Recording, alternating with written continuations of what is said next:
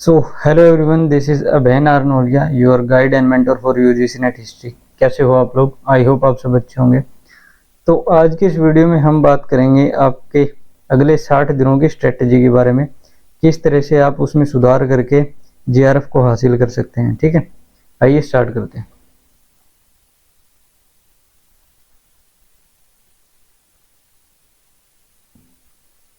तो आप लोगों को पता ही है, जो पेपर 1 है वो एक ऐसा मोड़ है जो आपको राजा बना सकता है। ठीक है, तो पेपर 1 में आप लोगों को सिंपली पता ही है कि 10 यूनिट होती हैं सिलेबस में। तो इसके अगर सिलेबस के बारे में बात करें तो इसमें 10 यूनिट्स होती हैं सिलेबस में, 10 यूनिट होती हैं इसमें। और पेपर 1 में जब आप इसको अटेम्प्ट करते हो तो 50 क्वेश्चन इसमें पूछे जाते हैं आपसे। 50 क्वेश्चन जो भी होते हैं 100 नंबर के, 100 मार्क्स के। ठीक है, ये बात क्लियर है, सभी को पता होगी इतनी बात। तो अब हम पेपर 1 की स्ट्रेटेजी को इस तरीके से डिफाइन करते हैं। तो हम लेते हैं 2 स्टूडेंट को। ठीक है, एक ऐसा स्टूडेंट है जिसने अपना सिलेबस टाइम से कंप्लीट कर लिया है, और एक ऐसा स्टूडेंट है बी जिसने अब तक अपना सिलेबस कंप्लीट नहीं किया है। ठीक है, 2 स्टूडेंट्स की इस सिचुएशन को हम मान के चलते हैं कि भाई एक बच्चा ऐसा है जिसने अपना सिलेबस अब तक कंप्लीट कर लिया और एक ने नहीं किया। ठीक है, हम दोनों को ही लेके चलते हैं। तो पहले हम ए को लेके चलेंगे कि इसको अपनी स्ट्रेटेजी में कैसे सुधार करना चाहिए। सिलेबस कंप्लीट कर लिया कि क्या करूं कि और बेहतर कर सकूं अपने पेपर को देने के लिए, और अच्छा कंटेंट में ज़्यादा अच्छे से रिवाइज कर लूं अपने आप में, मतलब दिमाग को इतना सारे चक्षु खोल के उसमें ऐसे बिठा लूं कि भाई कहीं से कोई भी क्वेश्चन आए मेरे से ना छूटे। ठीक है, तो आओ पेपर 1 इसके स्टूडेंट ए को ले लेते हैं एक बार। ठीक है, तो स्टूडेंट ए को हमें क्या करना है, इसको क्या करना चाहिए भाई, जिसने अपना सिलेबस कंप्लीट कर लिया अब तक। ठीक है, तो हम इसको 3 स्टेप फॉलो करने के लिए सलाह देते हैं कि भाई आपको क्या क्या करने चाहिए। पहली बात, अगर आपने रिवाइज कर अपना सिलेबस कंप्लीट कर लिया है तो आपको क्या करना है, रिवीजन। क्या करना है, रिवीजन। रिवीजन कैसे करना है,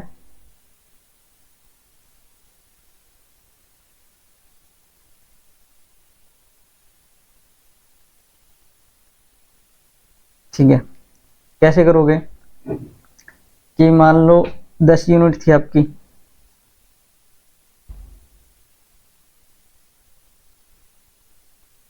मान लो 10 यूनिट थी भाई, मान लो कि है ही 10 यूनिट।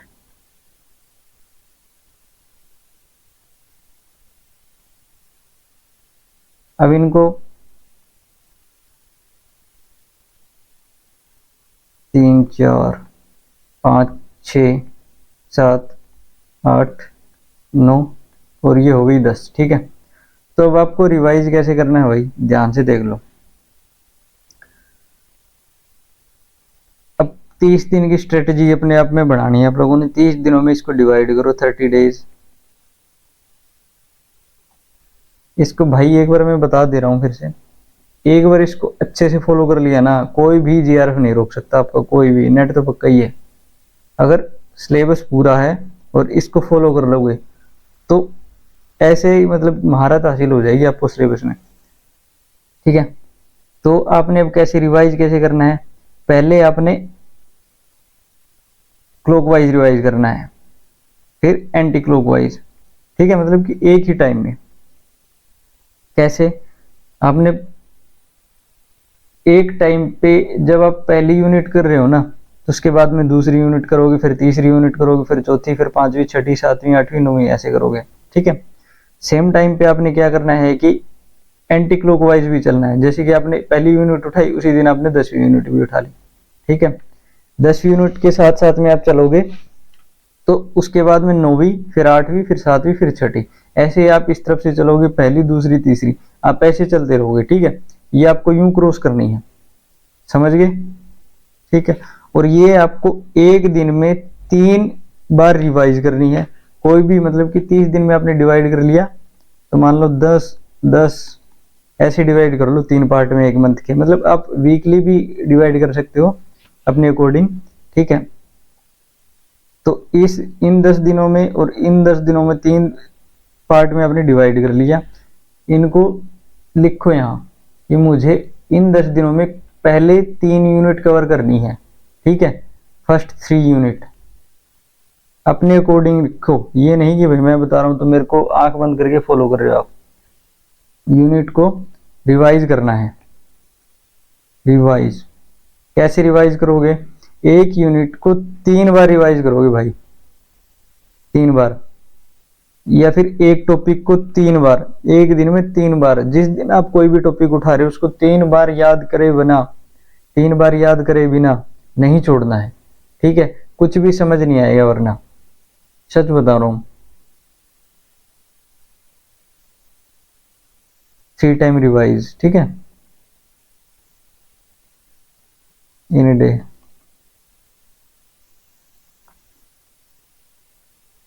ये हो गया आपका रिवीजन। पहला स्टेप आपका रिवीजन करना सिलेबस कंप्लीट करने के बाद में, ठीक है।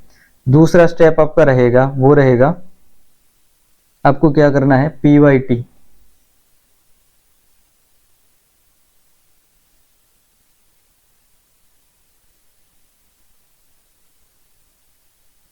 पीवाई2 फॉलो करना है आपको।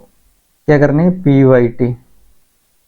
पीवाईटी बोले तो प्रीवियस ईयर के टॉपिक, ऐसे टॉपिक जहां से पिछले 2-4 सालों में क्वेश्चन पूछे जा रहे हैं। आपको ट्रेंड एनालाइज करना है। क्या करना है? Trend analyse. ट्रेंड एनालाइज, ठीक है। ये देखो कि भाई कहां से क्या क्या क्वेश्चंस पूछे जा रहे हैं। उसके बाद में उन्हीं एरिया के ऊपर आपको ज्यादा फोकस करना है, ठीक है। और उसके साथ साथ में आपने उठाने पीवाईक्यू। जैसे कि मान लेते हैं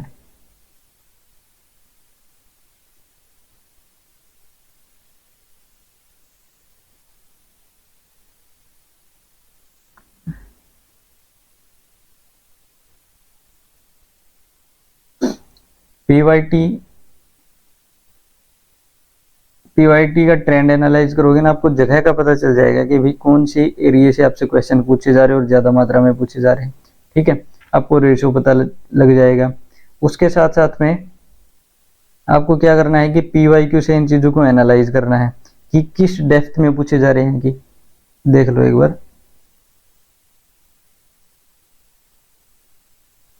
मान लो ए बी सी यूनिट है कोई, तो पीवाईटी से आपको पता लग जाएगा कि भाई कहां से क्वेश्चन पूछा जा रहा है। ए यूनिट से पूछा जा रहा है, बी यूनिट से पूछा जा रहा है, या सी से, ठीक है। और पीवाईक्यू को एनालाइज करोगे ना, पीवाईक्यू पढ़ोगे, उनको सोल्व करोगे, तो आपको पता लग जाएगा कि वो किस डेप्थ में पूछे जा रहे हैं, है ना। इससे आपको पीवाईक्यू से ये सारी चीजें आपको सोल्व हो जाएंगी। और पीवाईक्यू के थ्रू आपको वो सारी चीजें कवर करनी है जो आपकी थोड़ी वीक है, ठीक है, समझ गए। और इंटरलिंकिंग करनी है भाई। क्या करना है? इंटरलिंकिंग। इंटरलिंकिंग के थ्रू आप कनेक्टिविटी बनाते हुए पढ़ोगे कि भाई एक कोई भी थ्योरी पढ़ रहे हो आप, साथ में उससे मिलती जुलती थ्योरी कौन सी है। तो ऐसे ऐसे आप सारी चीजों को पढ़ोगे, ठीक है। पीवाईक्यू के थ्रू।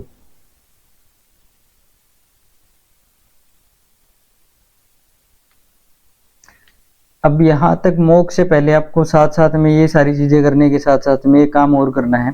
क्या? आपको ये मैं अपनी तरफ से बता रहा हूं कि डीआई के पैटर्न को फॉलो करना है। मतलब इनको सोल्व कर सको तो अच्छी बात है, लेकिन इनके पैटर्न को फॉलो करना है। ये अगले 30 दिनों के अंदर इन सारी चीजों को कवर करना है। फिर डीआई के पैटर्न फॉलो करना है, फिर कॉम्प्रिहेंशन, कॉम्प्रिहेंशन को, ठीक है, कॉम्प्रिहेंशन हो गया। उसके बाद में लॉजिकल रीजनिंग,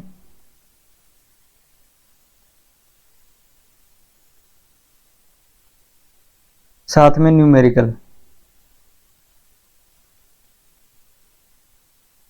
ये मैथ वगैरह भी सब कुछ इसी में आ गया, ठीक है।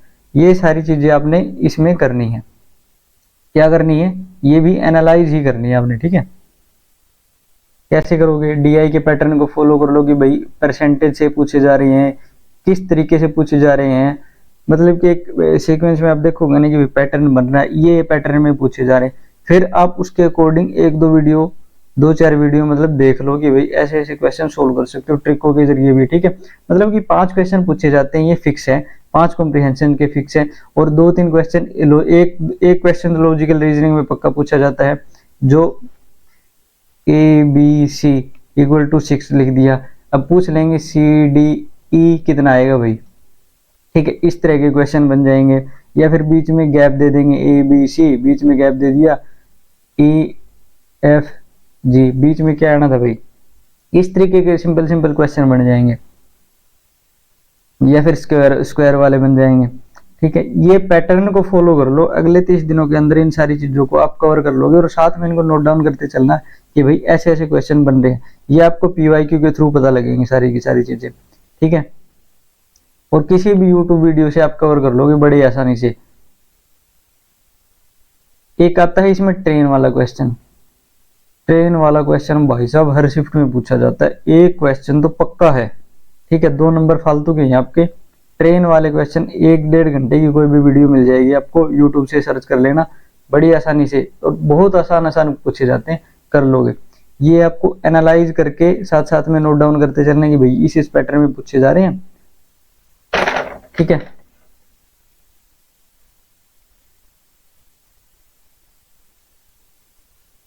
उसके बाद में आपका थर्ड स्टेप रहेगा जो कि है मॉक टेस्ट।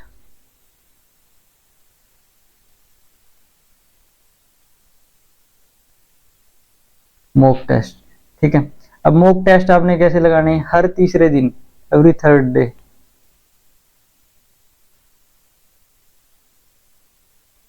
हर तीसरे दिन मॉक लगाना भाई, ठीक है, और अच्छे से एनालाइज करना है, एनालाइज, अच्छे से एनालाइज करना है। और हो सके तो आप लैपटॉप पे लगाने का कोशिश कीजिएगा, क्योंकि लैपटॉप पे जब हम लगाते हैं तो सेम वही टाइमिंग आती है जो हम वहाँ एग्जामिनेशन हॉल में जाके अटेम्प्ट करते हैं पेपर को, साथ में हमारी एक्यूरेसी पता लग जाती है, हमें कितनी एक्यूरेसी में हम क्वेश्चन को सही कर रहे हैं, हमें तुक्का लगाने की ट्रिक पता लग जाती है साथ साथ में।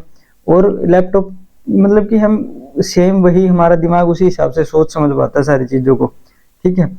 बहुत ज्यादा बेनिफिट मिलेगा आपको, अगर आपके पास है लैपटॉप तो ठीक है, वरना टेंशन लेने की बात नहीं, फोन से भी लगा सकते हैं। क्योंकि फोन से लगाने का ये है कि हम लेटे लेटे भी लगा लेते हैं, कई बार तो हम 25 मिनट में भी सारा फिनिश कर देते हैं 1 घंटे का पेपर, तो इसके थोड़े से नुकसान है ये लगाने के, ठीक है। नुकसान तो नहीं कुछ भी, अगर लगाने वाले लगा लेते हैं ऐसी कोई बात नहीं है, ठीक है। ये है आपका, और हर तीसरे दिन भैया आपने लगाना है मॉक, और मॉक को अच्छे से एनालाइज करना है, क्योंकि मॉक से आपको सारी चीजें रिटेन होती रहती साथ साथ में, है ना।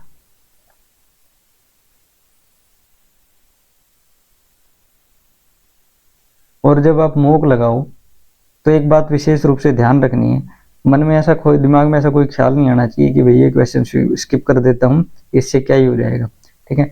ये बात हमेशा ध्यान रखनी है, इसका अपोजिट होता है हमेशा। आपको करना है क्या है, मन में सिर्फ यही सोचना है कि भाई मुझे सिर्फ यही क्वेश्चन सही करना है, हर बार कोई भी क्वेश्चन अटेम्प्ट करो तो यही सोचना है कि मुझे ये क्वेश्चन सही करना है, क्योंकि इसकी वजह से ही मुझे JRF मिलेगा, ठीक है। इस बात को ध्यान रखना बस।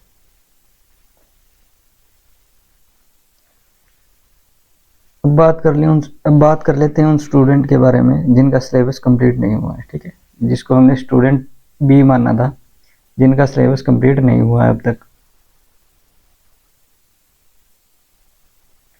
तो ये लोग क्या करेंगे भाई अब तो इनका भी पहला काम यही है कि देखो, इतना तो मैं मान के चल रहा हूँ कि भाई आपका कम से कम आधा सिलेबस या फिर उससे थोड़ा ऊपर सिलेबस तो हुआ ही होगा, सारा नहीं हुआ है तो कम से कम आपकी 6 से 7 यूनिट तो हुई होगी। इतना तो मैं मान के चल रहा हूँ कि इतना तो आप लोगों ने कर ही लिया होगा, कम से कम 6 यूनिट तो आप लोगों ने कर ही लिया होगा। तो 30 दिन के अंदर इसको डिवाइड करो कि 6 है या 7 है आपकी जितनी भी यूनिट है, उनको 6 दिन के 30 दिन के अंदर डिवाइड करो, और रिवाइज करनी है वो आपको। कैसे रिवाइज करोगे, जैसे मैंने कंप्लीट सिलेबस वालों को बताया है ना, जैसे कंप्लीट सिलेबस वाले करेंगे रिवाइज।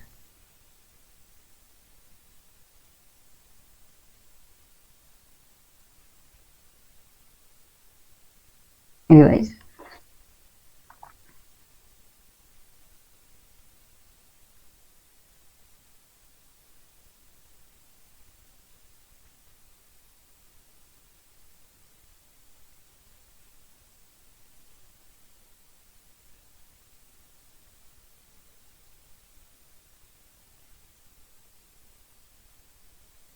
जैसे कंप्लीट सिलेबस वाले करेंगे रिवाइज, 6 यूनिट है।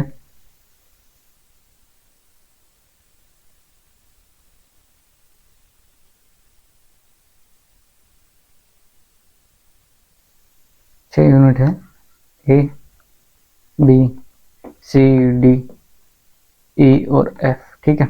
तो आपने इसी तरह करना है कि ए से बी पे गए और ए से ही एफ पे गए, एक साथ में आपने एक बार ए यूनिट उठा ली और एक बार एफ यूनिट उठा ली, ठीक है।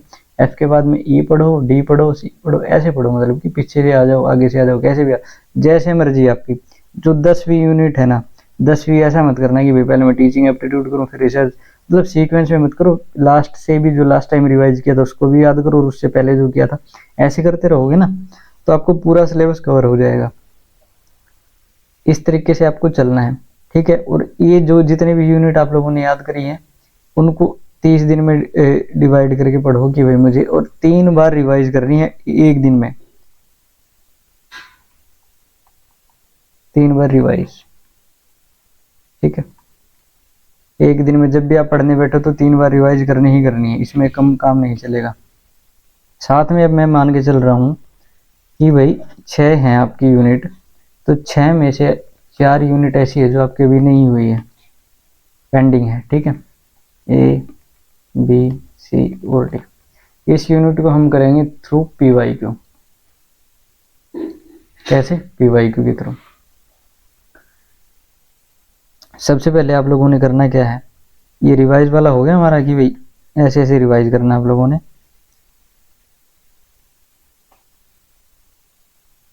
अब हमने करना है पीवाईटी को एनालाइज करोगे प्रीवियस ईयर के टॉपिकों को, 2-4 सालों के क्वेश्चन पेपर उठा लो और ये देखो कि कहाँ से किस एरिया से क्वेश्चन पूछे जा रहे हैं, किस यूनिट से ज़्यादा क्वेश्चन पूछे जा रहे हैं, ट्रेंड का पता लगाओ कहाँ कहाँ से ज़्यादा क्वेश्चन पूछे जा रहे हैं, ठीक है।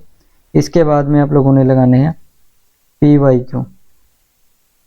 Q unit wise. पहले आप है ना ऑल ओवर पेपर के चेक करो, उसके बाद में यूनिट वाइज आपको पता लग ही जाएगा कि भाई इस यूनिट से ज़्यादा पूछे जा रहे हैं, उसके पीवाईक्यू उठाओ सारे के सारे। पीवाईक्यू को पोस्टमार्टम करो इंटरलिंकिंग के थ्रू। कैसे?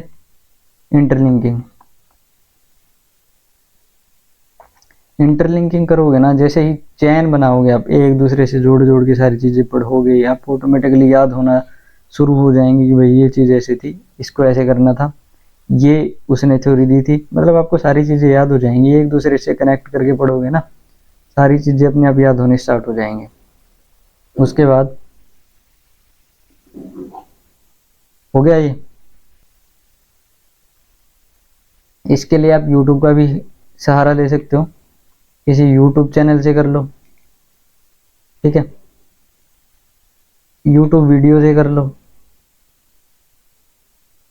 किसी YouTube वीडियो से कर लो, किसी मॉक से कर लो, ठीक है, PDF से कर लो, किसी से, किसी ऑनलाइन टूल का सहारा ले लो, ठीक है। ये सारी चीज़ें आपको करनी है। अब आपको सारा जितने भी 4 तो टॉपिक ये हैं आपके 4 यूनिट, इनको पीवाईक्यू के थ्रू, पहली यूनिट का पीवाईक्यू उठा लो, अगर पीवाईक्यू कई बार नहीं मिलते हैं तो पीवाईक्यू उठा लो, पीवाईक्यू के थ्रू सारी थ्योरी सोल्व करो, सारी चीज़ें, मतलब कि किसने कौन सी थ्योरी दी, सारी चीज़ें सीक्वेंस में और मैचिंग कॉलम में सारी चीज़ें मिलानी है आप लोगों ने, ठीक है। उसके साथ साथ में उनका सन, इन चीज़ों के मतलब पैटर्न वाइज अपने नोट, छोटे छोटे नोट्स बनाते चलो। उसके बाद में आपका जो थर्ड स्टेप है वो आपने कैसे करना है, इससे पहले मैं आप लोगों को भी बता दूं एक बार, इस सारी चीज़ों के दौरान ही आपने क्या करना है, वही काम DI वाला, DI का पैटर्न फॉलो चेक करना है,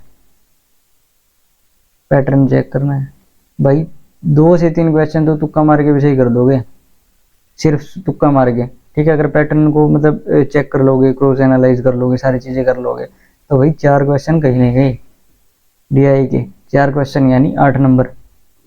साथ साथ में कॉम्प्रिहेंशन, ये फिक्स्ड पैटर्न है भाई, इतने तो 15 तो आपके हैं ही है, DI से, कॉम्प्रिहेंशन से और न्यूमेरिकल और रीजनिंग से। कॉम्प्रिहेंशन हो गया आपका, कॉम्प्रिहेंशन के 5 क्वेश्चन आते हैं, DI के 5 आते हैं। लॉजिकल रीजनिंग, अब लॉजिकल रीजनिंग में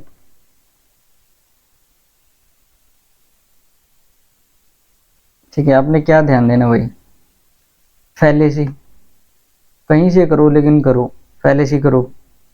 साथ साथ में वो अब थोड़ी देर पहले बताया था ना, खाली वाले A C E, इस तरह के क्वेश्चन बन जाएंगे। ABC = 6 है तो पूछ लेंगे DEF क्या आएगा, ठीक है। और क्या बन सकता है, ट्रेन वाला क्वेश्चन पक्का बनेगा, आपको भी यही बात बता रहा हूँ। मूड एंड फिगर पक्का बनेगा भाई, कर लेना। 1-1 घंटे की कोई भी ट्रिक फिर कहीं से भी कर लेना, लेकिन कर लेना 1 महीने के अंदर ये सारी चीजें आपको मतलब कि एनालाइज कर लो। अगले 30 दिनों में इन सारी चीजों पे काम करना। फिर असर्शन रीजन,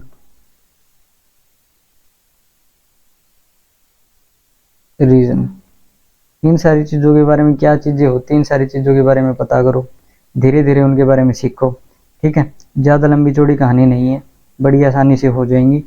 इसके बाद में ये सारी चीजें आपको पढ़ाई इनके दौरान ही करनी है आपने, ये सारी चीजें, ठीक है। अब इसके बाद में तीसरा स्टेप है हमारा मॉक। क्या है मॉक, अब आपने मॉक लगाने हैं, कब लगाने हैं, एवरी 5th डे।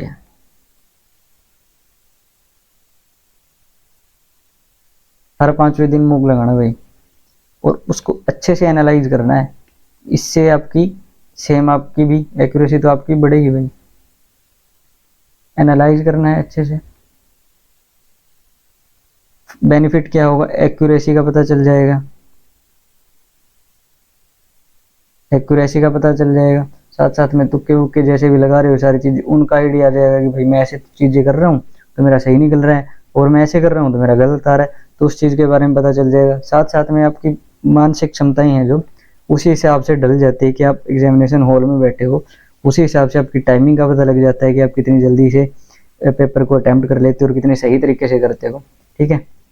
ये सारी चीजें आपकी थोड़ी सी बिल्ड हो जाती हैं साथ साथ में। और हो सके तो आप भी भाई लैपटॉप से ही करना, क्योंकि लैपटॉप से करने के बाद में आपको बहुत सा बेनिफिट होता है इस चीजों का। और ध्यान रखना एक बात का, ये परीक्षा कोई और नहीं ले रहा आप लोगों से, आप लोगों को खुद ही अपनी परीक्षा लेनी है, अपनी परीक्षा खुद, अपनी परीक्षा खुद लेनी है।